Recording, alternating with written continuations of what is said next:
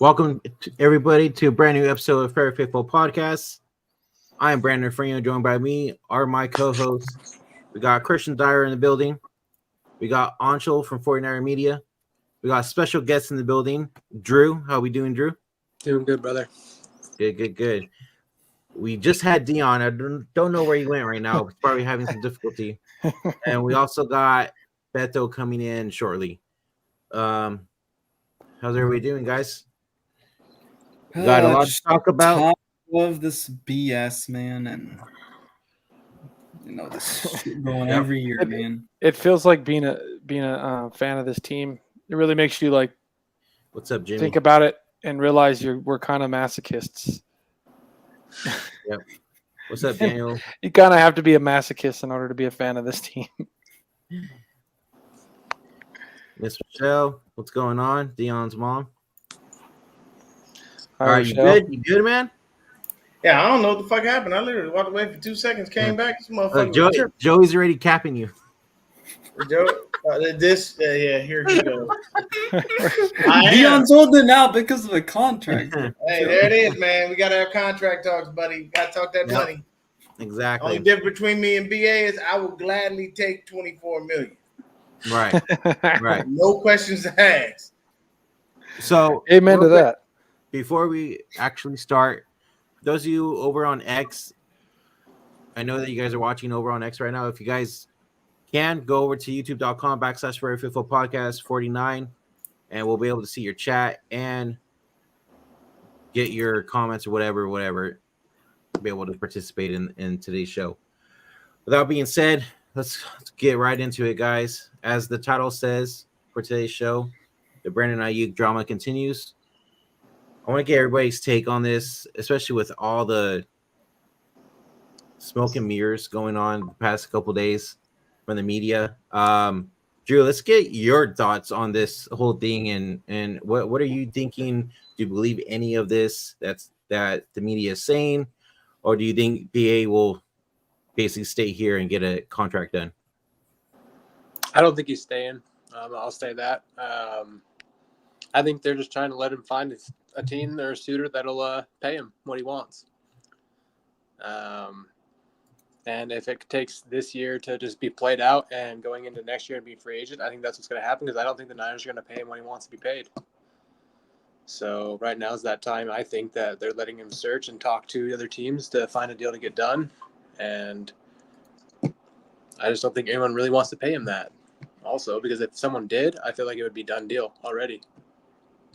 Correct.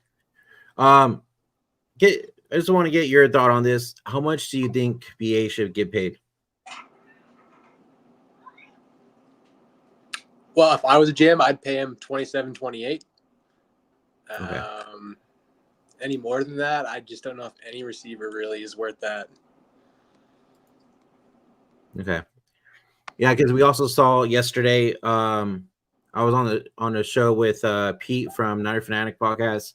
We saw that BA turned down basically a good amount of money with the Patriots. I think it was 32 mil, if I'm not mistaken. So I'm wondering if it really is about the money, or if it's just, just the team that he wants to be on, or whatever. Deon, what's your take? So I think it goes both ways, honestly. Like when you think about it, it's very simple. This situation could have been handled a long time ago if the 49ers stopped dragging their fucking feet on contracts like they always do. They do this shit every fucking year, and we always have to go into training camp wondering if whoever it is going to be signed or not. If you're smart, you pay someone like BA early. The 49ers were dumbasses and waited. And what happened? Everybody and their mother got paid. So then the price got driven up. Now, here's the thing. Christian will say he's being immature by not taking the deal. And I understand that. I get that. I truthfully do. Here's where you got to look at it from both sides of the coin. Number one, this is my first big deal. I have to get something done. I've got to get some good guaranteed money because after I get this deal, I'm going to have to work just as hard to get another one. So with my first deal, I wanted to be whatever I wanted to be. Second, once again, the 49ers drug their feet on this and put themselves in this position. You can't be mad at Brandon Aiyuk for asking what the market value is when you done fucked around and let the market jump up on you. But Aiyuk could do this very simply and put all of this to bed. He could look at them and say, he could walk in, and I said this on TikTok, almost 1,000 views. It's very simple. You walk in, you talk to John, you talk to Jed, you talk to Parag. Those are 3 people you need to talk to. You don't even really need to talk to Kyle. Kyle doesn't have to be in there. You look at them and say, hey, do me a solid. I'm going to do y'all a solid. I'm shutting up. No more contract talk, no more none of that. I don't want to play here. I want to go somewhere where I'm going to get paid. So what I'm going to do is I'm going to play on this 5th-year option. I'm going to ask you simply not to tag me and let me walk. You have money for Brock Purdy. You have money for all these other players, and you can do whatever you need to do. And I get my freedom, and I get to go get my money wherever I want to go. Now, will that work? That's a toss-up. I don't know if it will or it won't. Christian is shaking his head no, but you never know. Or what you do in that stead is you say, if you're going to tag me, I have a destination I want to go to. Tag me, get whatever you need on your end because I know you want draft compensation, and that will help you next year. So just go where I'm asking you to send. Let me go where I'm asking you to send me. Get whatever you can from them, and we both move on. We all know stuff like that doesn't happen, but these are just ways that you can try to reconcile the situation. And at the end of the day, do we need Brandon Aiyuk? Fuck yes, we do. I know a lot of people are like, fuck Aiyuk, and they're mad, and everybody's like, oh, well, he's being this, and he's being a prima donna. Put yourself in his position. For all those people that say fuck him and all that shit, put yourself in his position. You done busted your ass for this team. You've done everything that they asked you to do. They let the market jump up on them. You did not. They let that jump up on them. And now they're telling you, what's up, Kenny? take whatever we give you because that's all that we can give you. As a player, any player, and I'll bring up some of our own contract situations. Nick Bosa. Nick Bosa may have been quiet. And that's what I think a lot of people are pissy about. Brandon Aiyuk's loud, and he's out there about this. That's the problem. If Brandon Aiyuk was quiet, didn't say nothing, his agent didn't say nothing in public, none of that. He passed on the Patriots because Brandon Aiyuk is unfortunately trying to have his cake and eat it too. He wants to go somewhere where he can win, and he wants to get paid. Because the Patriots are not a win-now team. We all know the AFC, the AFC North? We all know that belongs to the Buffalo Bills. Yep. And the Patriots are on they're trying to head in the right direction. They're not there yet. So it's just very simple about that. That's the AFC East, Deon. Oh, sorry, NFC, AFC East. So the AFC North is the Steelers and the Browns. Yeah, thank you for correcting me. I appreciate that. So basically, you know that division belongs to the Bills. So he's trying to have his cake and eat it too. But at the end of the day, you must find a way to rectify this situation and get this cleared up. The more time that he doesn't spend in camp, the more probability of him having soft tissue injuries. With everybody that we took a minute to sign, what always happened? Soft tissue injuries. Why? You weren't in camp. You weren't getting hit. Happened to Bosa, happened to Fred, happened to everybody. So all these people, this happened with. Everybody liked Bosa. Why? Because he was quiet. But Bosa knew for a fact he was going to get his fucking money. They weren't playing with Bosa like that. You know why? There wasn't another DN on the team that could replace him. And he wasn't bottom of the line in pecking order as far as that defense was concerned. We have stars on our defense, but because of the position that he plays and what he's capable of, we have to pay him because we're not going to just go out and find another Bosa walking down the street. It's not to say that we can find another BA, but it's easier to find a receiver than it is a defensive end with Bosa's talent. So when you look at BA and you look at what he's doing, I see it from both sides. I see it from the Niners side saying, hey, we ain't got that kind of money, bro. You're going to have to accept what we giving you. But I see it from BA's side saying, your dumb ass is fucked up, and yesterday's price is not today's price. So here's my thing, though. He's had what? 2 great seasons, right? Since he's been here. He was also in the doghouse in the beginning, right?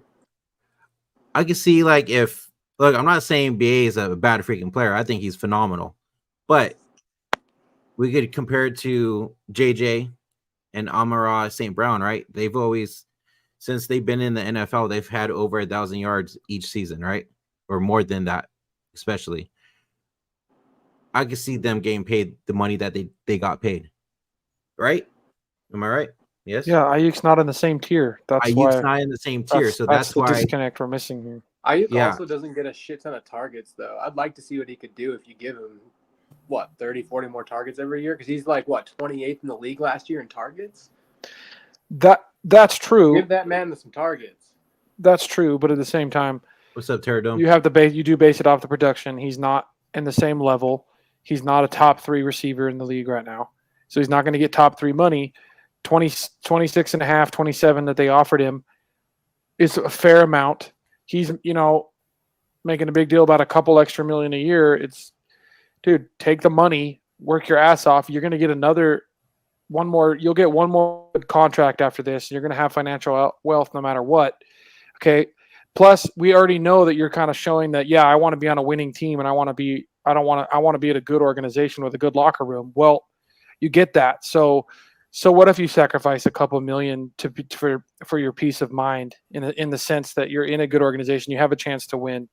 Because obviously the money's not that important because he turned down the most possible money with the Patriots. And he won't get that anywhere else. Yeah, he wouldn't get that anywhere else. He would have got the most money with the Patriots, but he knows they're going to suck. Offer him that. He knows they're going to suck. So he's saying he wants to go to the Steelers. Okay, well, the Steelers aren't going to give up what the Niners want. So he's not going to probably end up going to the Steelers because the Steelers aren't going to budge. The Browns apparently are offering with the Niners what they want because, let's be honest, the Browns don't have a problem giving up stuff. They've proven that. They're like, oh, you want a first and Cooper? Well, I don't know that's what it is, but oh, you want a first and Cooper? Take it. You got it. So we'll do it. And but the Steelers are playing hardball because they think that the Niners have to take that trade. The Niners are just sitting back and just watching it happen because they're tired. Honestly, they're probably tired of Aiyuk because from what it sounds like, they were this close to signing the deal and Aiyuk backed out at the last second because he's acting like a freaking baby and won't sign the deal. And yeah, it's business as usual for the Niners to take a long time and go into August with a contract. But if Aiyuk didn't back out of his contract and act like a baby, it would have been done in May. So we're saying they took too long and they would have had it done 2 months ago.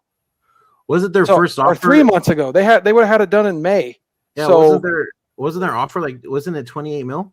There's 26 and a half. It was 26 and a half, yeah. Oh, okay. Which is so he and they were super close to it until the last second he backed out. And he has been nothing but causing issues and causing trouble to the point where the team's like, okay, we're tired of you. Hence why they're all right, we'll deal with your whole wanting to get a trade thing because they want to get rid of him because they're all tired of him. Like, he's just acted terrible since this whole thing. I mean, it doesn't even compare to the other contracts because the other contracts, at least, like, they didn't ask for a trade. They knew they were going to get their money. It just took a lot longer. I've heard rumors that Jed York likes to wait until August because it changes the percentage that he has to pay out of pocket or taxes or something like that. So that takes him longer to get paid.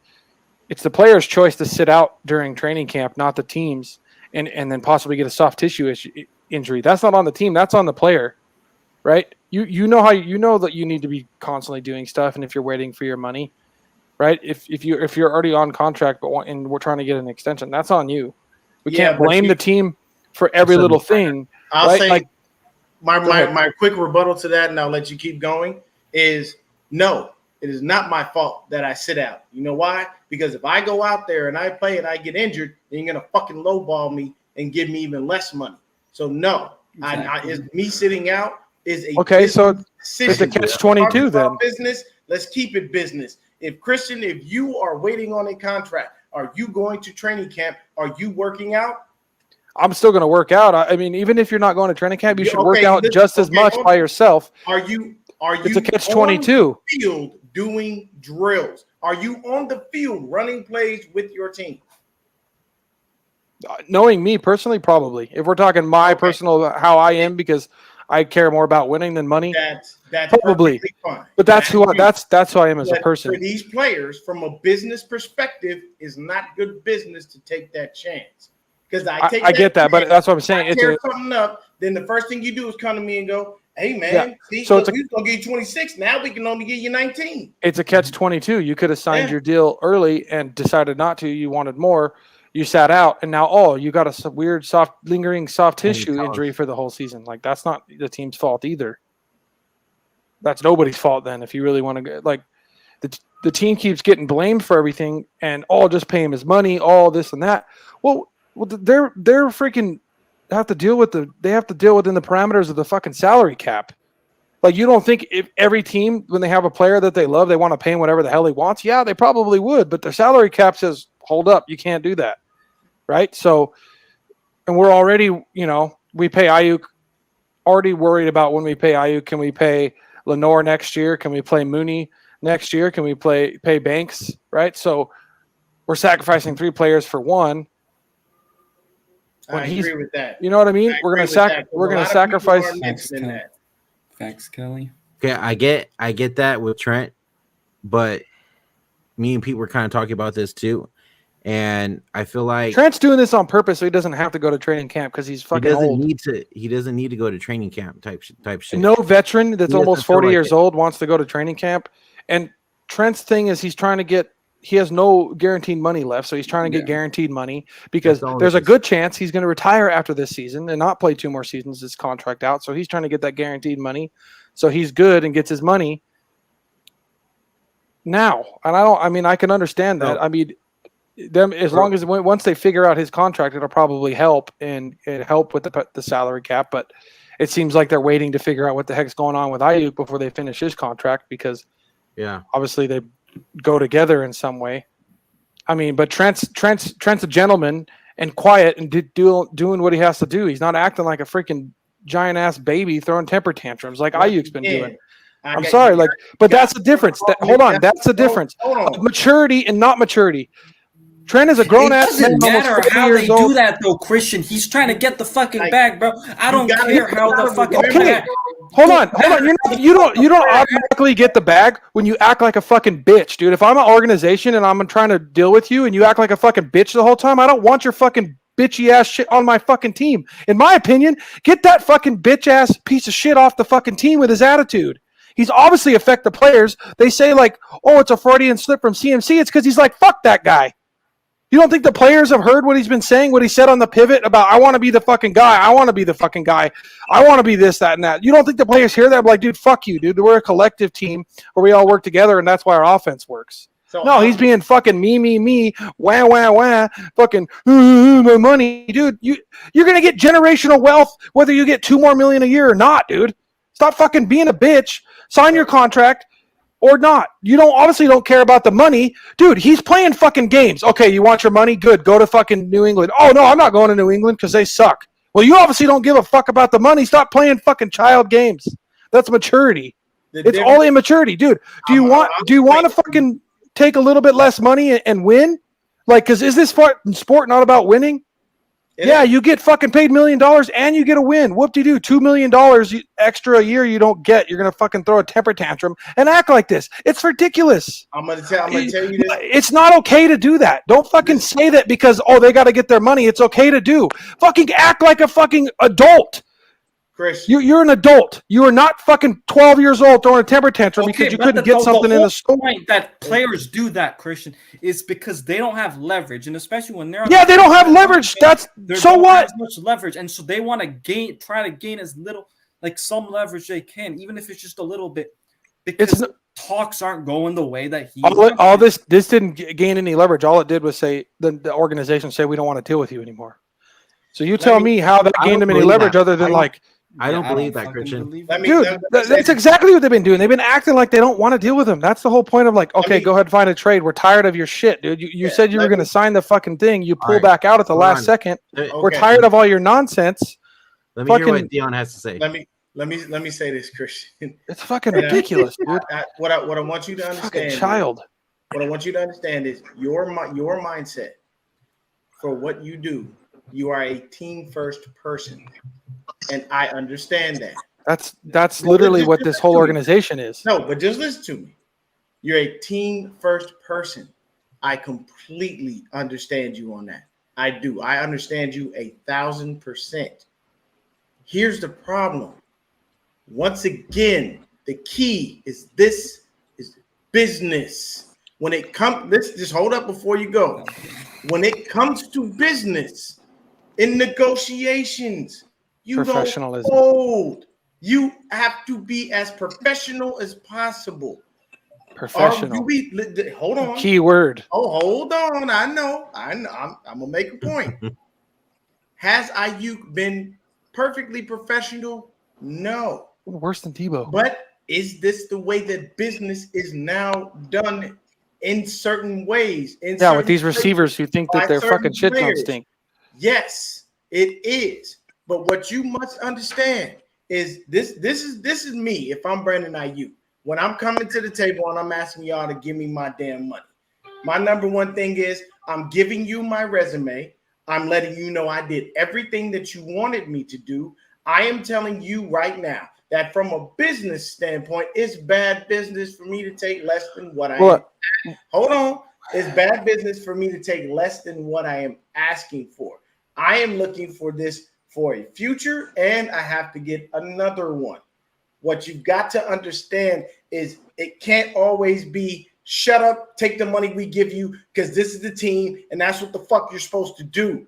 Certain players are going to think about themselves, and as much that's fine. As the team and these owners make, I am sorry. It's not their fault, dude. They have to base it on paying everybody else too. They have other players to take care of. Dumb situation. I'll give you a perfect example. It's based off the salary cap. They have. It's not like we're just like fuck you. We don't want to pay you. We have all the money. No, the fucking league says I can't give you the money. I'm gonna give you a prime example of why when it's cool to do this and when it's not cool to do this. When BA is doing it right now, the way he went about it, people may not like, but he's doing it for a reason. I'll give you this. When you have players that have gotten their money and they act like little bitches after they got their money, that's bitch motherfucker shit. You know why? I'm gonna give you a prime example. Darrelle Revis got paid by the Jets. He got everything he wanted. The minute Nnamdi Asomugha got paid, he only was getting paid. I don't even think not even a full million more than him. And Darrelle Revis held out like a little girl because he wanted his fucking money. That is bitch shit. Because you already got paid. I'm giving you your goddamn money. Don't sit up here and tell me you want more because somebody just got paid more than you do. First of all, you're not that damn good. They paid you just based off of this 1 year? Because Revis Island ain't last that damn long. But what I'm saying is you're looking at it from a team standpoint. You're not understanding from a player standpoint. I understand it, but it's not like they didn't offer him money. They still offered him generational wealth, no matter what. You can't offer me less than market value. And dude, but $100 million for $100 million plus for 4 years is generational wealth. So you're crying about a couple $1 million. No, but listen to it's generational. Okay, answer me this. How did I'm getting? You can cut me, and once my guaranteed money is gone, you don't owe me shit. Answer me this. How did the Patriots under Bill Belichick sustain 20 years of success? Because Brady took pay cuts. Yes, exactly. But not all players want to take it. I know. I'm just saying. If you want, okay. But listen. If you want your money, then there's two ways. If you want your money, then right, go to the fucking Patriots. Right, we had a deal. Go to the Patriots. That just fucking go to the fucking Patriots.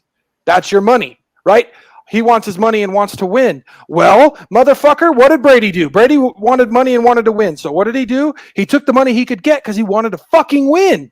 You can't fucking win and get your money. That's not how the fucking NFL works because there's a fucking salary cap. Okay, so if you're not happy with the contract, this year, but you still want to win, shut the fuck up and go play on your 5th year. Make them fucking throw you the ball, have your fucking best season, and go and fucking and if they decide to franchise tag you, fine, they'll fucking trade you. But don't fucking do all this bullshit when you can go and play out your 5th year and have a good season and do it instead of fucking causing all this nonsense when you know the Niners don't have to trade you, can force you to play your 5th year option. You have no leverage and you still pull this shit. Let's see what media thinks about this. It's fucking ridiculous. It's a fucking waste of time and it's fucking stupid and it's like a tainted, nasty stain on the fucking team when we want to win it. We're trying to win a Super Bowl again, and we're coming off a Super Bowl loss, and that's the fucking taint we have on the team right now going into the season. It's fucking ridiculous. What you think, media? It's so fucking selfish. Yeah, let's get your take. All right. Yeah. I mean, they should have started this thing early, and that's what they should be doing with every content. They did. Oh, he said no. Okay. In May. 3 months ago. But that's because you know what happened during that time when he was about to sign? Oh, Amon-Ra St. Brown.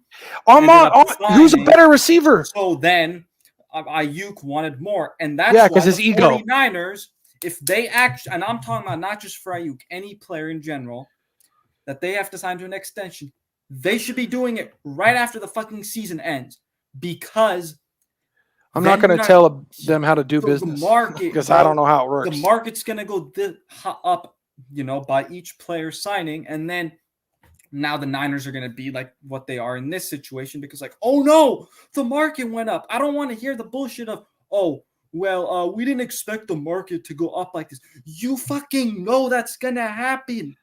You can project that. The market's based on the group of receivers that receiver's in. He wants market that he's not in. The Niners are paying him in the market that he belongs in, though. Okay, just saying. Go finish your thought, but I'm just saying. If you're on a rookie contract, especially a first-round guy and a guy that actually, has done well for the league, you're going to have to pay them based on what the market value is. Obviously, if he's a bust or just not doing, great. Yeah, obviously, you're not going to pin that. But my point is also that, man, it's just like you drag this out. John Lynch, you know what he did in the NFL? He was a fucking player. Why aren't these guys signed yet then? Because you are a player. You probably don't want to be signed this late. You don't want to be injured on the field having to rehab. See, but I don't think John Lynch wants to do that. Why isn't this not because getting done? You guys don't even pay do you actually pay attention to the actual each month how in time when the freaking salary crap is broken down? We had to wait till June or July for Armstead's money to come off the books. I know. So it's not like they can pay him sooner and early. They can't just pay him when they want to because they don't have the money in the salary cap. No, they can't. They can. They have to work with the salary cap. They had $35 freaking million in the salary cap after the end of the season, and then the reason they're now at the 5 is because of structures that they've made and Eric Armstead releasing him. Right? They had the money. If they don't have the money right now, I wouldn't be complaining. Okay, but they have. But so they should have. Christian, hold up. Silverado Kev is in the building. What's happening to you? What's up, dude? Kev, shout out Real Talk Niner. Santa Man, you know me the thing. You, Will, Super Dave the OG, and the big homie Don. What's happening with everybody? What y'all here arguing about, man?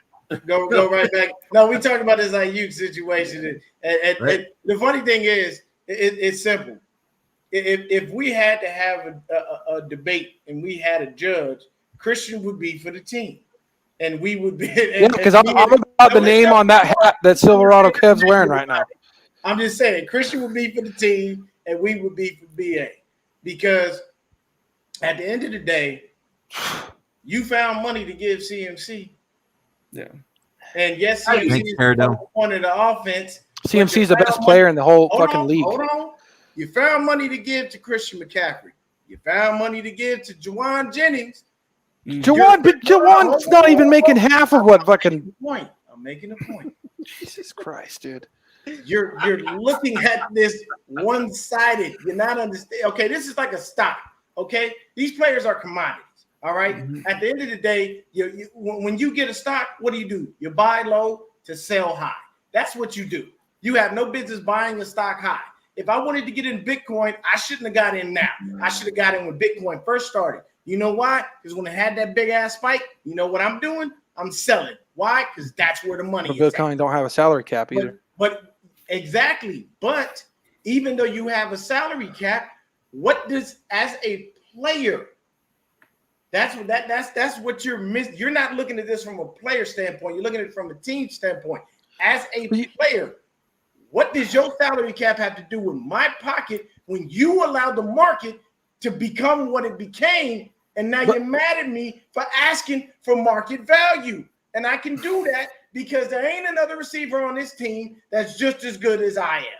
And at the same time, though I am down below on the pecking order, because there are a bunch of other mouths that get fed before I do. At the end of the day, the number one pure receiver we have on this team is named Brandon Aiyuk.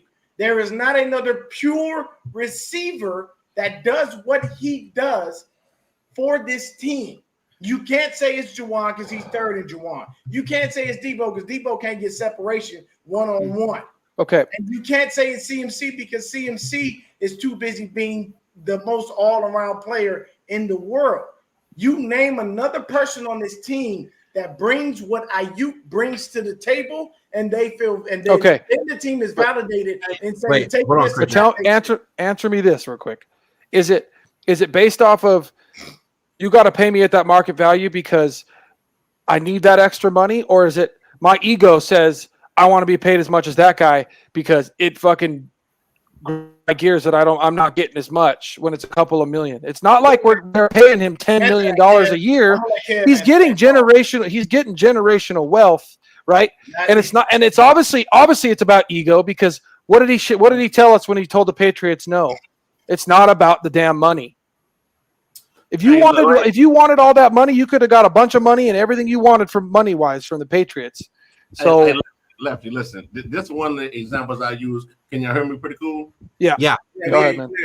This one of the examples I used on the show a minute ago, right? I said it's almost like you're in a relationship with your chick. You're not really feeling what's going on. You feel like you're kind of being mistreated. You like who you are, but you feel like you can get treated better. And so you tell her that, look, unless you treat me better, I want to be out. Ultimately, you don't want somebody else. You want better where you at, right? So you're like, look, man, I don't want to leave you, but I do want better where I'm at. And so she's like, okay, you know what? Going out there and see if you can find better. And you go out there and, the grass ain't always greener. But you're like, look, I never wanted to leave in the first place. All I wanted was better treatment from you. And so that's where I feel like they at. Because they over 32 million, so it's not about the money. Yeah. But I'm like, no, I just want better treatment from you. Okay. Now, But my thing is, though, Lefty, I'm like, look, man, this is how much surplus we have right now. Mm-hmm. This is what we can offer you. I mean, so both sides got to budge, bro. Yeah. Ooh. So think about it this way, in a sense, like he when you think that you want to feel wanted and taken care of, right? They offered you a good contract, and by no means is it a bad contract. It's still generational wealth, but you're looking at it because they're not taking care of you money wise in a certain way that they don't care about you. But you get that because you're in an organization that the players love to play for, that loves their players. You're in the locker room that everybody says is one of the best locker rooms in the league. So you do get that. You get it from that. You get it from the fact that it's a great organization everybody loves to play for. It's a great locker room. You have a fantastic relationship with your coach because he's a player's coach, and he's great to his players, and his players love to play for him. So you do get that. He gets that. He's taking it personal, because they're not offering a certain amount of money and budging on the money, that he doesn't get that. He does get it because you get it from because not every locker room situation is great. Not every organizational situation is great. Some players make a lot of money and stuff, but they're miserable. You get to get your money and love being where you're at. That is the taking care of you and making you happy. Because peace of mind is worth $2 million. I get that too, Now, another analogy I use as well, on top of that, Lefty, was I'm like, listen, man, it's almost like if you're a child living in your parents' house and you start complaining about certain things that's going on because you just spent the night at your cousin's house, you spent the night at your homeboy house. You're like, well, hold on. At so-and-so house, they do this. At so-and-so house, they do that. What your parents say? Well, damn it, this ain't their house. Yes. Exactly. This ain't their house. So you try to find a way to appreciate what you have before it end up becoming what you had. So now it's going to take Aiyuk and his camp or company to say, look, man, they got 27, 26 on the table. You know what I'm saying? I know you see old boy getting 28, old boy getting 29, but you're not over there. I mean, and let's think about it. Like I said on the show, 14 now or 26 is still a pay raise. Yes. And then if it's me, if I ball out this year, who's to say we can't up that? So just, I mean, it's facts. Man. But and not just that though. These teams don't give a fuck about these players. Excuse me. You know, these teams don't give a damn about these players because every snap can be your last snap. So you can't fault the player for saying, "Look, I need some insurance." That's the point I'm trying to make to you, Christian. If he's still getting guaranteed money, and that's not the issue, it's just the amount per year. I'm sure they're still going to give him guaranteed money because the guaranteed money helps the cap too. So they're going to give him the guaranteed money, which is fine. But also, if you sign your deal now a year early, then that's sooner you can get a new deal. So you're going to get 2 deals before your career is over, and you're going to make more money than you can ever spend, right? So you're going to make over $200 million in your career. And but let me put it this way. Here's my question. Here's what kind of got me baffled. My partner John Armstead, fan of Real Talk, he said, "Kev, do you really think they offered him 26? Because think about it, you making 14 now, or set to make 14 now. 26 is a $12 million raise. I think they offered him less than that. That's why he felt disrespected. I know we heard 26, but we don't know how much they really offered him. So, but it has to be lower than that. So my thing is, if they say, look, like, you know what, it may have been 26, let's do 27.5. I mean, and we saw that from the Patriots. So I'm like, listen, bro, I know your demands may have went up when the market went up, but also remember where you are. Another point I tried to make it 9, which really fucking baffles me, because I'm like, so if I'm Aiyuk, on one hand, you tell me we can't pay you what you want because we pass the ball the least in the league, right? But you're gonna turn around in a couple months and cash out Brock, but we pass the ball the least in the league. And I understand a quarterback is the most important position on the field, but you can't justify not working with me, but break the bank with a quarterback, and we don't pass the ball a lot. I mean, meet me in the middle. You know what I'm saying? Like, come on, man. Like, what are we doing? And look, don't nobody block downfield like IU block downfield. And damn it, if you want to be real about it, had we switched the targets in the Super Bowl, and IU had 11 targets, and Debo only had 6, we Super Bowl champions. But I think we're still Super Bowl champions on how it was too, though. Let's shift gears from the Aiyuk situation. I just want to talk about the running back situation for a moment. Yes. Oh gosh. He hurt too. And you know what I'm gonna say? Stop drafting running backs. Hold on, Deon. Can I say one thing about the running backs? Your boy Jordan Mason proved my point that I've been making to you about why he wasn't on the field. He proved my point. Exactly what I said. Lefty, I will give you your flowers. You are correct. He made improvements, and Kyle is seen. Here's my whole situation with the running back thing. Am I glad Breida is back? Yeah, hell yeah, dude. That's speed. I like Breida, and Breida in this system worked. Okay, at the end of the day, no matter what people thought, Breida worked in this system. Yep. Everybody's like, well, what did he do the past couple of years behind Saquon? He didn't have an opportunity to do shit because Saquon was the fucking running back. Yep. Like, what do you mean?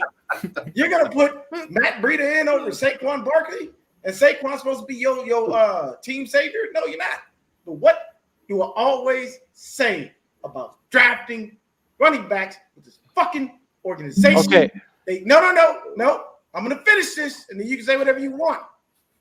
They don't work out. Look at Garindo. He's hurt right now. Listen to me. We brought Matt Breida in because where the fuck is Garindo? I keep That's not why we brought him in.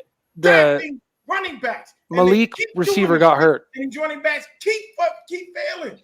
We don't have any of the running backs that we drafted. The only guy still standing is Elijah Mitchell, and this motherfucker can't stay healthy to save his life in the Super Bowl. They brought in Breida though because of an injury to a receiver. I'm not even done yet. I'm gonna go on a bit of a rant here.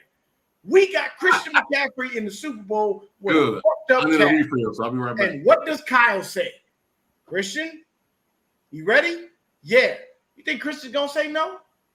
No. Christian gonna say yeah. Hell no. So Christian gets his ass out there, and he's on the field with a fucked up cat. And we got two healthy backs. One who's never healthy, and for some reason, magically, he is at this moment. And the other guy who is always healthy, but is relegated to special teams.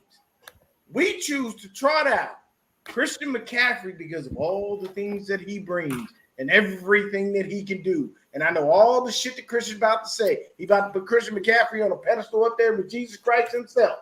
And that's fine. But at the end of the day, an injured player doesn't do better than a guy who's not injured. And when you saw Elijah Mitchell, if he can be a decoy, then he does, and the other ones aren't. Fucking carry like he always does. Like these are things that drive me insane. This team keep investing in running backs and wasting fucking draft picks. Don't do that. You've seen a track record. I am not giving you lies, people. I am giving you facts. All right, hold on. You got to understand. Wait, hold up. I got a question to ask. To be disputed. That's I got a it. question. Stop drafting running backs. I want to. Deon, I want to say something to this though. You guys, hold on real quick, Christian.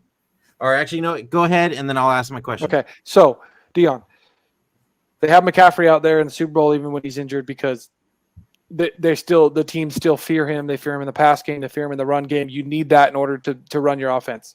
Put the other two guys in, you can't. Mason kind of proved that. That's why Mason wasn't in, because if Mason could catch the ball and be a dual threat running back, he'd get more playing time. He admitted to that. He worked on it, right? So we maybe get to see him more often, because if he can be that guy that, we put him in, then the defense says, oh shit, they can still throw the ball. We have to worry about him in both aspects of the They never even of the tried game. to do what they said they were going to do last year. They said last year, we're training all of our running backs to do what CMC does.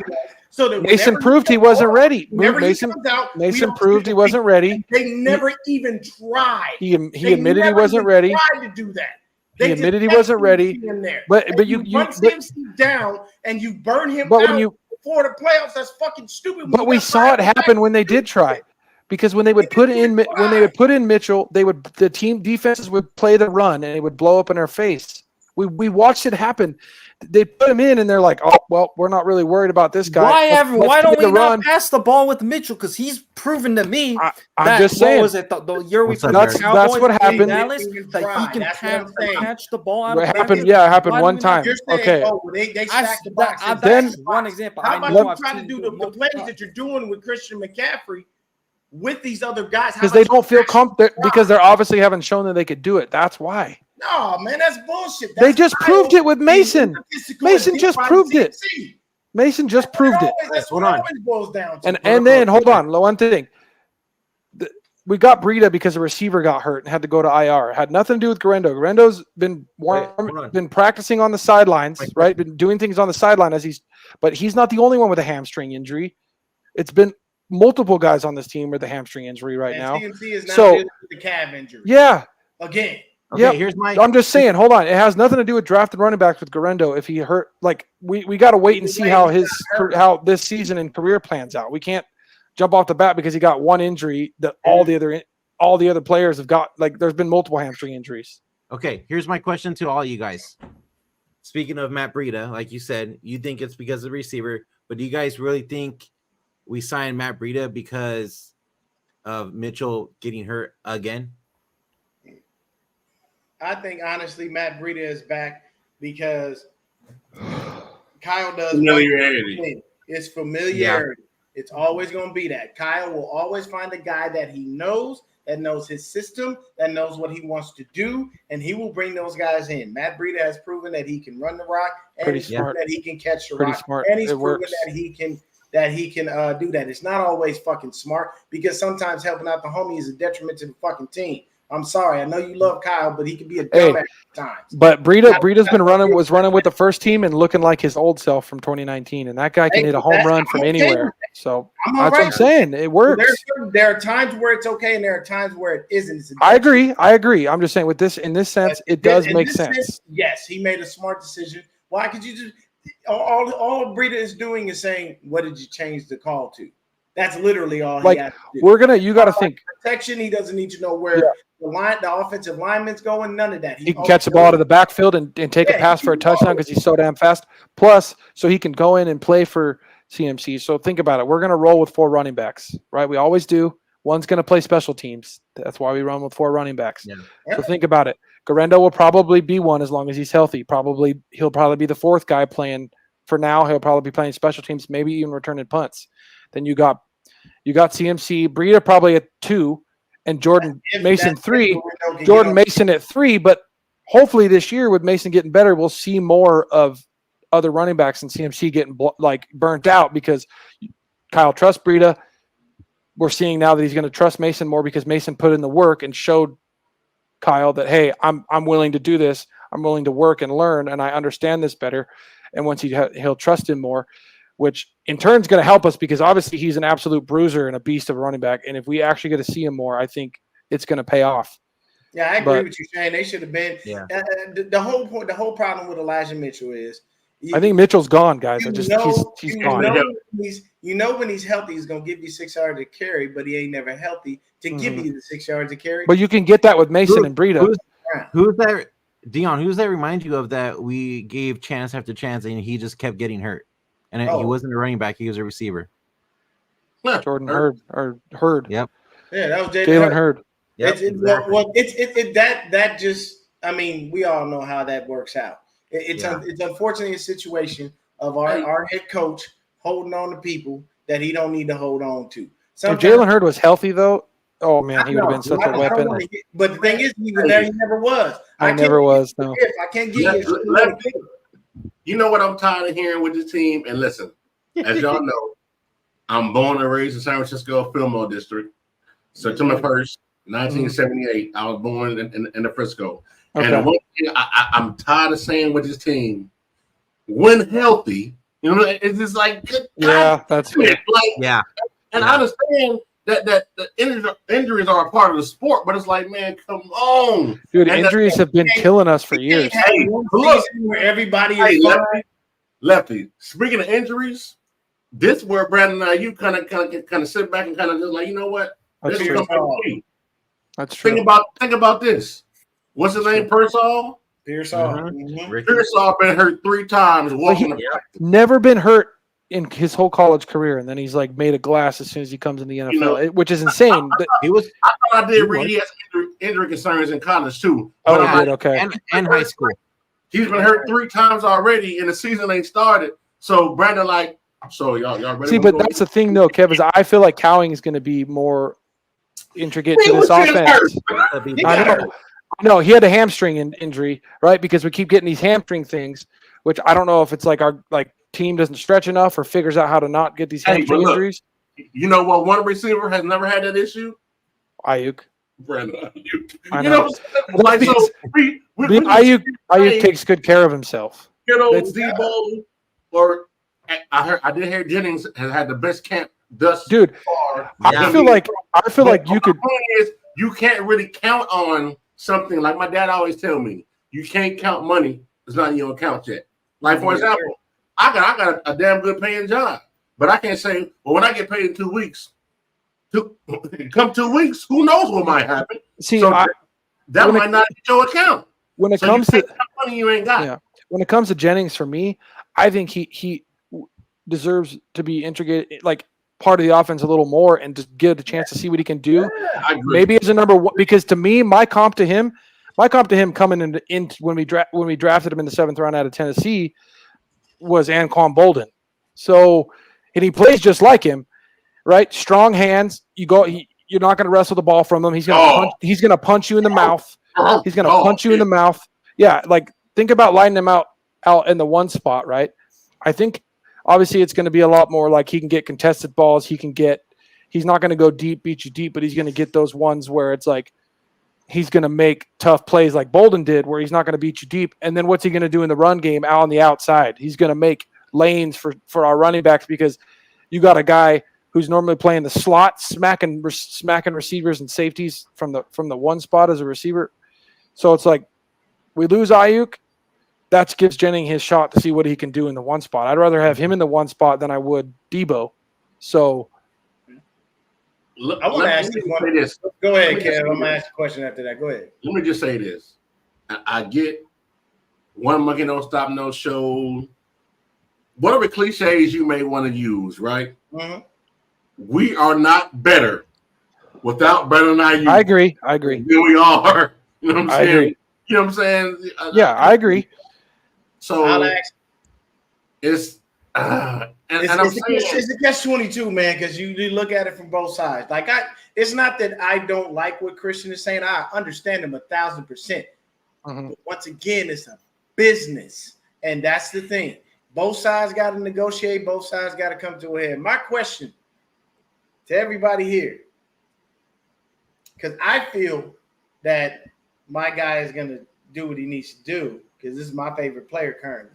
Do we believe that Talanoa Hufanga takes his job back once he's healthy? Yeah. Who's gonna take it from him? He's still the best. I'm just saying, they a lot of people out there talking like Malik Mustafa finna just hang out and never go away. Oh, he's swole. Don't get it twisted. He's swole. That boy, he ain't proved nothing. Yeah, I know. It's going to be Huff. On the show, I'm like, so from what I'm hearing from camp, Odom been balling out, even though he's a special teams guy. So we might see a Jair Brown and Odom at the two safeties, right? Back? Yeah. He back. Okay. I didn't know. I thought he. I thought he left Oren Burks worthless ass. I like hearing Brown freaking. Hey, don't say that name no more. That's like saying that other guy. Because when Greenlaw went out and Oren Burks came in, we got to work like overtime shift on Christmas. So we also heard too that Mustafa got hurt today as well. Oh man! God, man. But he's okay though. But he's okay. He's okay. Look, this is one thing that I've said, and I know people don't like when I say this, but this is true. Ever since John and Kyle have gotten here, man, these injuries keep coming every single year. I don't know, dude. They need to stretch more. And what kills me is Leon, didn't you run track? I did. Tell those motherfuckers to stretch like they're running track. They won't hamstring. Listen to me. I'm gonna tell you right now. It's not just stretching. There's two simple things you can do: stretch, and the other, hydrate.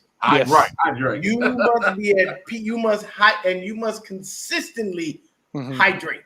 But the number one thing that the hard problem is that we keep running into these injuries, and it handicaps us because we look so good because we always find a way. But at the same time, you don't want to do nothing stupid. Yes. Winters is Right here. Go back, Brandon. I know I love me some D Winters. I'm very happy that he's out there balling. And I heard him say on the show that he's about to take over Devontae Campbell's spot. Right? Hey. To this, Jair Brown is balling and is proven why we took him in the second round. He's an absolute. So if I love free safety is going to be Jair Brown. Hey, Lefty though. Fun fact about Jair Brown, and somebody had to correct me about this. He's a true strong safety. He's not really a free safety. Oh, okay. He's a true strong safety, but he's a that you can fool me. He's a ball hawk, dude. Him and Huff in the back. It doesn't matter who plays. Played the second half of the season, getting picks left and right at safety. Yeah. Playing the free safety, you know what I mean? Like, I love the fact that the young boy is out there just balling and not thinking twice about it. And speaking of the defense, I know if you look at the roster and the coach of the staff, I know it's like Sorensen at the DC. You know Staley is the real DC, right? You do understand that. Yeah, we're hearing he's a good DC compared to head coach. Like it makes a difference for What this you defense. are is you're the background guy. That's all it is. They just didn't want him to have the face. They basically said, "Hey, we need you to come in and help Sorensen along with this defense. We don't want him screwing shit up. We're going back to what we like. So I need you to help him with that part. Please get him right. Because I would love to see, and we just let him go out there. We don't know what's going to happen. Our base defense, Deon, Lefty, Brandon. Do you know how happy I would be as a DC if we was able to run a 4-2-5 as our base defense? Hey, nice. I'm actually hearing that they might switch it to 3-4. 3-4? I didn't hear that. Yeah. Oh shit. 3-4? Twitter. It could be just all bullshit. Right now, all bullshit. You know what I'm saying? I love a 3-4. I love Big Fangio's system when he was here. Dude, Hargrave in the 3-4 would be nasty. You've got to have the right people for a Hargrave. 3-4. Yes. And I can tell you this: you need a nasty nose tackle. Hargrave, dude. Hargrave. You don't need a dog at that nose. You need a bear. You need a one tech at that. Yes. You need that dude. That you need the best. I'll say is the best person 4-3-4 is Vita Vea. Was Tony? Oh yeah. Tony Siragusa. Yeah. Like him. Bullied. He wants that smoke. Who was it that we had? We had Isaac Sopaga, who was a beast fucking for our 3-4. Sopaga, yes. So yeah. Yeah, but I'm saying if you have your ends as Floyd and Bosa, that's okay. I'm all right with that. I mean, I like Hargrave playing the nose. I'm fine with it. If Hargrave can prove to be that nasty bear, that nose tackle that don't nobody want to fuck with, and you wind up having a 3-4, then you know what you do. You know what you do to offenses? You handicap them because you can't keep sending these receivers out here because I have 4 linebackers that are going to lay them the fuck out. Fred's going to knock the shit out of you. Winter's going to knock the shit out of you. Yeah. Campbell's definitely going to knock the shit out of you. I see a run defense. Dude, Greenlaw comes back. You have the right players for a 3-4. And I think with the system that we have, you stick to a 4-3 only because Kyle likes a 4-3. That's what he likes. He don't like that 3-4. Yeah, that's true. Here's the key. Coming from a DC himself, right? It's only you football, but listen here, right? Scheme wise, the best personnel package to have is if we can show 3-4 and rotate to a 4-3, meaning one of the outside linebackers can play edge. So let's say we come out showing a 3-4. Which one's is it D Winters that runs like a 4-3, 4-4? Yeah, which one is it? What's the one that can play both? It's him, right? He's faster than Fred. I'm to say, that's hard to accomplish. But I think Greenlaw could play both too because he's fast if he's healthy. I'm not sure if I want to see Greenlaw playing in. No. That's you know what I'm saying. Because he plays so much ferociousness too, though. So you know the crazy thing that you said you don't want to see Greenlaw playing in. When I be playing Madden, they be subbing this motherfucking Andy D in for some goddamn reason. I have no idea why. Like it makes absolutely. I'm like, he's not a defensive end. Hey, Leonard Floyd can play both. No, he played both his whole career. That's why I said if you keep Floyd and Bosa at the end. Oh, you know what? And you throw Hargrave in there as the nose, that's fine. But you can always rotate Hargrave out with Collins because Collins is nasty. He quiet, but he's disgusting. He's a good player. I like Collins. I got something of a unpopular opinion, right? Okay, let's talk. This is my defensive prowess, right? We have a player on our defense, top tier player, who has somewhat of identity crisis. Nick Bosa thinks he is a goddamn interior defensive lineman because playing 5 tech in the Super Bowl, 4th and fucking 1. How are you playing the dive, sir? He should have won the Super Bowl right there. Unless you're running a gap exchange, there's no place, no time in any parallel universe. You, sir, are crashing C to B. And look, Terradone said Bosa. That's my dude. Why? And shout out. I know it's gonna sound funny. Shout out to Andy Reid because he said, I watch film and I'm willing to bet on 4th and 1, Nick Bosa want to be the hero. And what happened? Could have been the hero if he smacked Mahomes. When Mahomes got that snap and he put the ball in the belly of the running back and Nick Bosa went that way, got him, coach. Mm-hmm. That lost the game. Yep. Yeah, we would have won. Walk off. To what his assignment, you a 5 tech, set the edge. Stop being nosy. So my point is, but see, Nick Bosa, he do that all season. Yep. He does it a lot. Whenever he see that ball go to the belly of the running back, and I tell my guys, and I don't give a damn if he fake the hand off to Jesus himself. You are a 5 tech edge guy. Let the interior guys do that. They would have had him. The job up on their own. The interior guys would have had the running back. If he hits Mahomes, it's over. Yeah. That's what Yeah. It's simple. That's what I'm saying. You would think the fact that Bosa's going against Mahomes again in the Super Bowl, it's like I'm going to take that motherfucker out. Reason you don't, unless we're running a gap exchange, and let me for those of you who don't know, it's like you get paid to eat the quarterback for lunch. What are you doing? The 5 tech crashes and it's like, for example. Thank you. Do your job. Oh my God. On a read option, the DN sometimes gets a free shot at the quarterback. Even if he hands the ball off, you get a free chance to knock the shit out of him because of that play. Why are you not? That's what you're paid millions of dollars to knock him to the dirt. Why are you not going after the quarterback? Hey, this is what I would say. If that was Alden Smith, fucking Mahomes would have been fuking mouthful of dirt. Full of fucking dirt. I'm gonna tell y'all a secret. I hadn't watched the replay of the Super Bowl until about 3-4 weeks ago, maybe. Yeah. And it came on NFL Network. I said, you know what? Let me see what point in the game it's at. And when I turned to the game, it was on that point where it was 4th and 1. And I'm like, Nick Bosa, we needed one play for you, sir. One play. And you 4th and 1. And you what happens is there are certain, I'll say this, and I know this is an unpopular opinion. There are certain players who move with full autonomy, and Nick Bosa is one of them. Nick Bosa is the Steph Curry of this defense. Yeah, Nick Bosa moves like that. CMC moves like dumbass passes. I'm a Warriors fan, but Steph makes these dumbass passes and don't get nobody check him on it because he's Steph Curry. Facts. You know what still haunts me though, Kev, of that Super Bowl is that third and 2, where if we get it, we can run the clock out, let our kicker possibly kick the game winner, and it gets tipped. And I'm like, I'm fine throwing it to Jennings, but I'm like, just throw it to Aiyuk because he's gonna be wide open. Hike the ball, boom, Aiyuk 3 yards.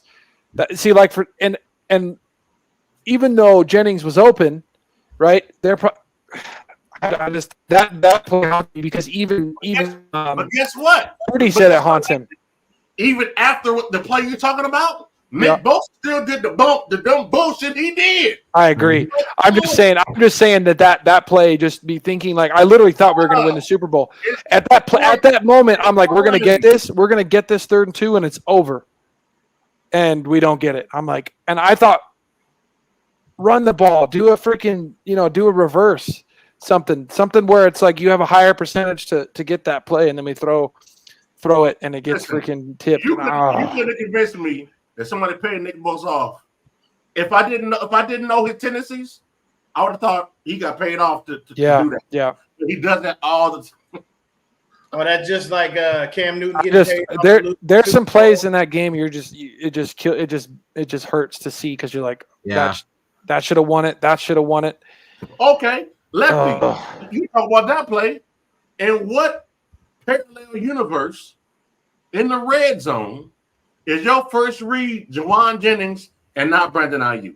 I know, because all you have to do is toss it. Aiyuk's so open, you could have just floated it into touchdown. I mean, granted, the DB failed, but I don't give before that. Yeah. No disrespect to Jawan Jennings, but how do you not have Aiyuk as your first read versus Jawan Jennings? Maybe it was a beast mode moment. We don't want to give it to him. We're gonna give it to Jennings. Kyle. You know what I'm still trying to figure out why he only got targeted 3 times and he only had 36 yards. But the thing is, Jennings was open for a touchdown too. Purdy has time to get rid Wide of the open. ball. If Burkhardt Jennings makes that was a lot block, more covered. Jennings was a lot more covered than Aiyuk was. That's true. That's true. Good point. There was a lot of times because there's that one play that they threw over the middle that would have been a touchdown. That post corner in the third quarter, or what it was, that post corner by Ayuk's a touchdown, dude. He splits the defenders. They're nowhere near him. It's a touchdown, and they don't even look his way. So I get it. Trying to sign Mike Jones. Who? Oh, Tracy Walker. Who? Tracy Walker. Sorry, I'll say this. That it's we've been signing a bunch of nobodies, and it's just camp. It's just for camp. It's just camp bodies because you got to have somebody to go out there. And play everybody was mad about Robbie Anderson. That's a camp body, boys. Yeah, that is nothing other than camp body. What I'm about to say is a conspiracy theory, but just kind of watching the game for long as I've been watching it. During the season, I mean the regular season, y'all, where BA was going off in the first half. I mean, BA finna have a career game. But in the second half, you're like, where BA at? It wasn't because he wasn't getting open. They did BA like that by design because they knew had they really fed BA the way he needed to be fed, his asking price would have been a whole lot higher than what it is right now. That's what I was mentioning for the Super Bowl. Yeah. That's what I was going with. Like, are they not trying to let him be the freaking MVP? So, because he could have easily been the MVP and had 300 receiving yards in that game. He could have been, Jerry Rice in that Super Bowl, and they didn't allow him to be. And I kept wondering why, because it's like, dude, he had 5 yards of separation every time he left. He freaking came off the line. So I don't know. Hey, right. we gotta get up out of here, y'all. Yeah, we do. Our boy is about to go on next. So, Kev, thank you for joining, man. I know. Yeah, it was great to see you, Kev. It's been a while. We haven't seen you forever, man. So, if you want to come on again on the next show, dude, let me know. I'll definitely send you the link. We always love having you on. But this was a great show, guys. For those of you tuning in and it was in the chat, and especially people on Twitter, if you guys haven't yet already, please go over to YouTube and type in Fair Faithful Podcast. Hit the like button, hit the subscribe button.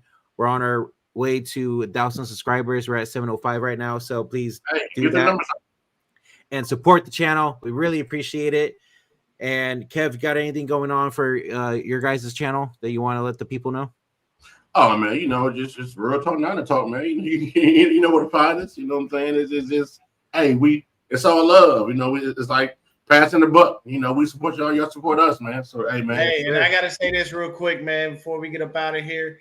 Gotta give them a clap, man. Real Talk, Not to Talk is now 25,000 strong, baby. Oh yeah, dude, that's awesome. Hey, let's go. Congratulations on that. Congrats, man. That's awesome to hear. Appreciate it. That is a you guys serious haven't yet feat, already, man. chat.